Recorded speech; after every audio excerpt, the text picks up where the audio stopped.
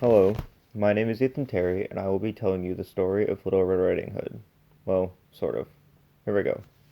So once there was a young woman who was going to return a item she had bought to a department store. This department store was called Grandma's House. Now, Grandma's House specializes in cooking ware and all those kind of things that you'd find at a grandma's house. While she was on her way to return the item that she had bought, the woman kept getting really distracted by a lot of the displays that she saw from the other stores.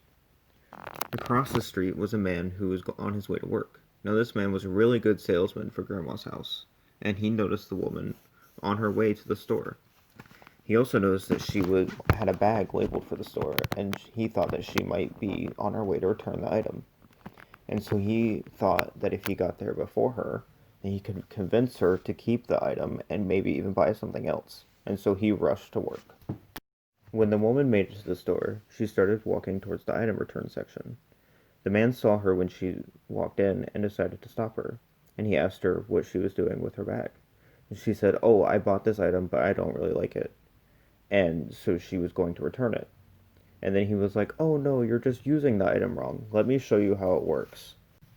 And so the man showed the woman how to use the item, though incorrectly. And she was like, "Oh, so that's how that's used. I didn't know that. I thought it was for something else." And so the man was like, "And it works great with this other item." And the woman said, "Those items look great together. I should take both of them home with me." And so the woman walked away without getting her money back for the first item and ended up spending more money on the second item that the man had showed her. The end. This story is based off of the original Little Red Riding Hood, so it contains some of the same plot elements. Number 1 is the girl is going somewhere to deliver an item. Number 2 is the girl gets distracted on her way there. And number 3 is that someone else tricks the girl by taking advantage of her.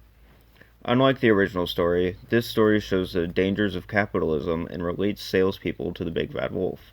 Salespeople and companies in general use tricks and deceptions to make you want to buy something, and you end up buying things that you don't need.